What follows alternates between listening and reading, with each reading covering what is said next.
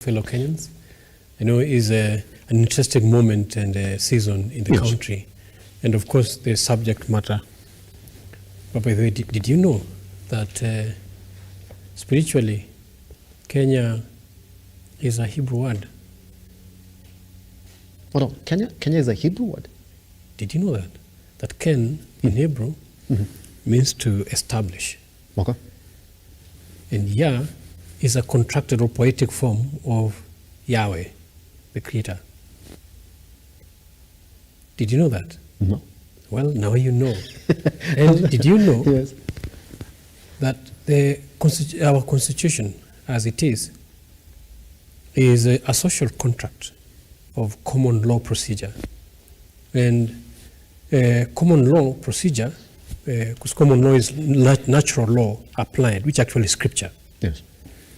And the Constitution provides us with rights to life, and then you look at the rights. Rights are not privileges, though sometimes the government tends to play around with privileges and show them to us as rights. Yes. And as per the Constitution, the Kenyan citizens have sovereign authority that they can exercise directly or indirectly. Yes. Now, directly means you use it how you want, when you want it, in line with your rights. Indirectly means you delegate it to the constitutional officers that, according to the Kenyan Constitution, are elected democratically. And if they fail to exercise your interest, of which you delegated the rights of the sovereign authority to, then you have a right to take it back. Recall clause. By the way, these provisions are alive in our Constitution. And this does not just apply to Mwangaza or Kawira alone, even Boruto. The sovereign authority is with the citizen. Does it? Unfortunately, due to ignorance, the government have always played around these rights, making the citizen think that they are privileges. A citizen, actually, if I was checking I checked in the Hebrew word what a citizen is. Yes. It's in Hebrew it's zara when I was checking for Kenya. Zara means citizenship or someone demanding rights from the land. It's not a privilege. You demand and extract rights from your land. That's why you are called a citizen. You're not there because of favor. You're not there because of mercy. You're not there, because of circumstances or for somebody's service. No. You have your own greatness. You have your own significance. And no one can subjugate that. Actually, affront to that is affront to our Creator Himself. So when the citizens get to realize and know what their roles, what their rights, what their sovereign authority is, and they're able to exercise it, and those are the failures we've been having within our constitutional provision. Yes. So every leader must be accountable. And I know there are a lot of political novice that we were treated to due to electoral gerrymandering that occurred during the election. And we know there are some individuals who are in the office and they don't merit it. We know there are people in the cabinet and they don't merit it. We know there are people in the government and they don't merit it. And that applies.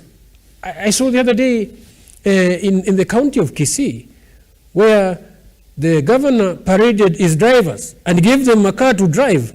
And the drivers who has been in his payroll, who could not drive a car. That's just a county government. Look at the national government. Yeah, so the leadership management, those are things that you should have. You can even register on a course or online courses and learn how to manage power. If you sit there and probably, and I know some of these individuals, how the gerrymandering are happening in various electoral offices, and they push in individuals who have know-how regarding certain offices. And they get there and, if they display their incompetence and then mediocrity. And then these are things that you can manage, Yes. because you can even hire consultant to help you manage power. Does it? And it becomes a mistake if you do it once. But if you can't just manage power, if you can, especially the political power, because political power is politics, you must know also resonate with your people. You must be the leader. You must be in charge. Does it? You must meet their interests.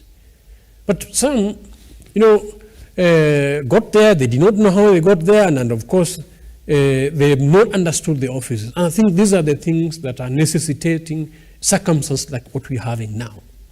And that does not erode the primary honor of sovereignty, who is the citizen.